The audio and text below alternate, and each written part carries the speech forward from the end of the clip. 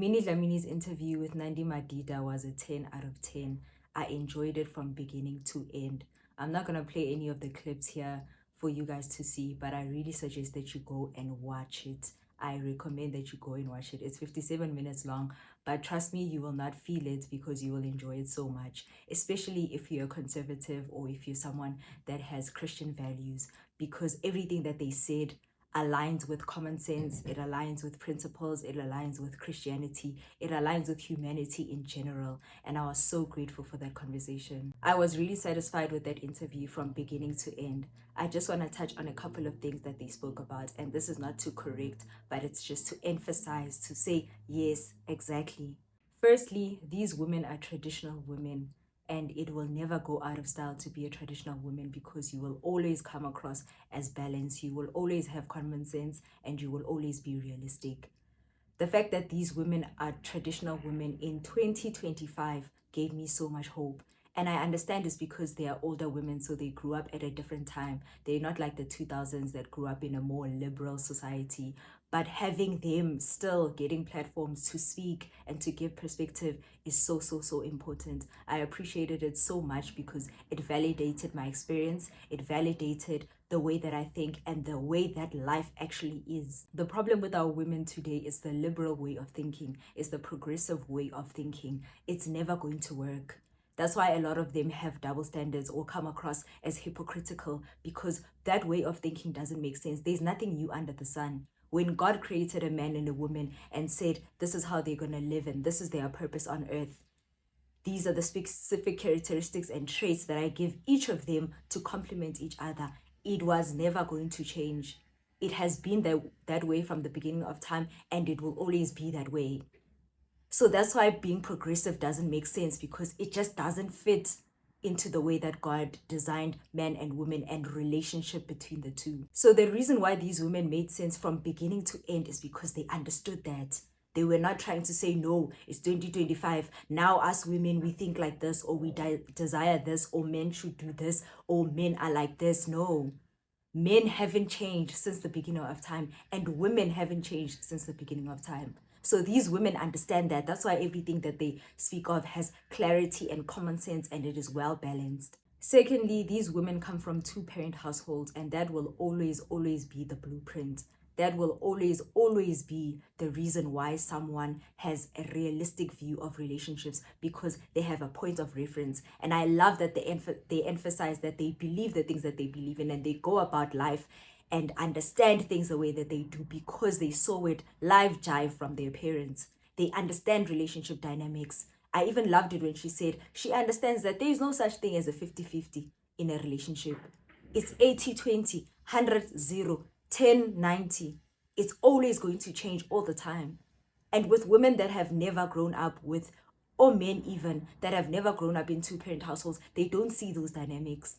That's why they think that a man must do everything. Men must always be providing. A woman must always be cleaning and cooking, because they've never seen two people working it out together, helping each other along in the journey.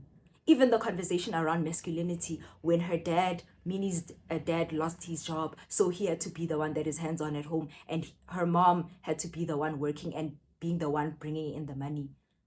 The man was still respected. That woman still respected him and gave him his place. That if you were asking your dad for money before, you're still going to ask him for money again, even if it comes from me.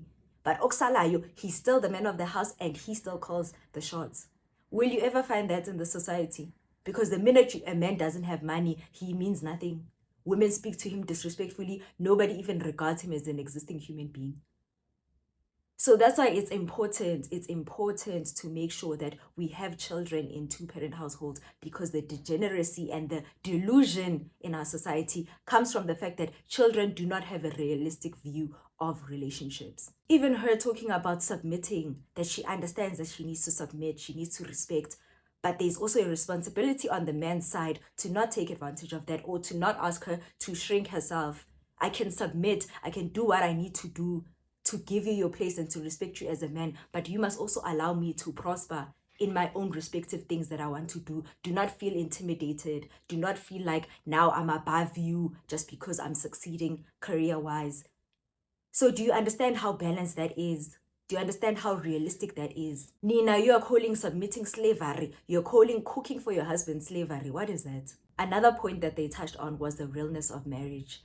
She came there and spoke about her divorce in such a respectful way, in a way that didn't make it seem like she's pointing fingers or she hates the concept of marriage or she looks down on marriage just because it didn't work out for her. She understood that, okay, this is where I went wrong. This is where we went wrong. These are the things that I didn't understand. And for me, the lessons that she taught, honestly, were very helpful because a lot of us don't ask the hard questions about how are we going to raise our children? How is the financial situation? How are we going to do this? The hard questions. We always want to be in love because we always just see people getting married, people going on dates, and we think that's all there is to marriage and relationships. But there's so much more. So for me, honestly, it opened my eyes to say that I must not be scared to ask the hard questions because we think that it's going to ruin the relationship. Like, now things are not going to be nice anymore because you're going to find out that maybe he doesn't have as much money as you thought he does. Or maybe you guys don't share the same values when it comes to raising children. Then you think that it means that, it's going to be over. That's why you're scared of confronting those conversations. But honestly, it's going to do more good than damage. At least when you find out where you guys both are, it's something that you can say, okay, we're willing to work on it. Let's find a middle ground. Or you can realize that, this is not the kind of man that I can marry. And it's saving you so much. So I really, really love that she didn't come to trample on marriage. She didn't come to say, what's this institution? What's this? This is just paper. It's just the way that the modern people like to do it. Just because it doesn't work for you doesn't mean that you degrade it and you think that it's not important. So I really, really love the fact that she still put marriage as something that is important and something that has to be had, but the realness and the lessons that we still have to learn about it. The last thing I also loved about that conversation is how they addressed the misogyny. They gave the right description of misogyny and they spoke about it in the context of misogyny in a situation where you could evidently see that this was misogyny. They didn't hurl insults at men, they just spoke facts and they just spoke the truth from a place of understanding what is wrong and right and calling out and saying, hey guys, this is not okay, this was hurtful, this is how it affected me, this is not okay. They didn't fight, they didn't say, toxic masculinity, it had nothing to do with masculinity. It had to do with the fact that there are some men, they even emphasize that some men are misogynistic. This is how they think. This is what they do. When you are married, they respect you. When you're not married, they disrespect you. So those are realistic descriptions of misogyny. Those are realistic descriptions of what we mean when we say that men hate women. Not these other things that you guys say, honestly. And it was evident in how she was saying that she wants to raise her son in masculinity. Because although she's a woman, there's certain things that she can't teach her son. She's always going to come from the female perspective. But she wants her son to be masculine. Like, be a man. She doesn't want to take that away from him. She doesn't want to make him more feminine. No, because they don't view masculinity as toxic. They understand when a man is wrong and he's doing the wrong thing, but they don't attach it to masculinity.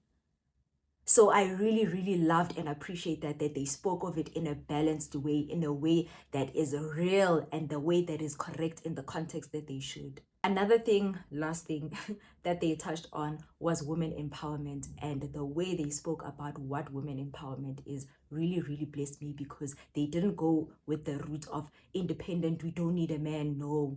Their definition of women empowerment is you have the ability to make your own money. You have the ability to go into the industry, a certain industry, whatever industry that is, and be able to succeed by yourself through determination and hard work. You no longer have to sleep your way to the top. Yes, maybe in the beginning, men would gatekeep and that was the only way you could get ahead. But now women are empowered. And when we say women are empowered, it means that they're given the tools to be able to succeed.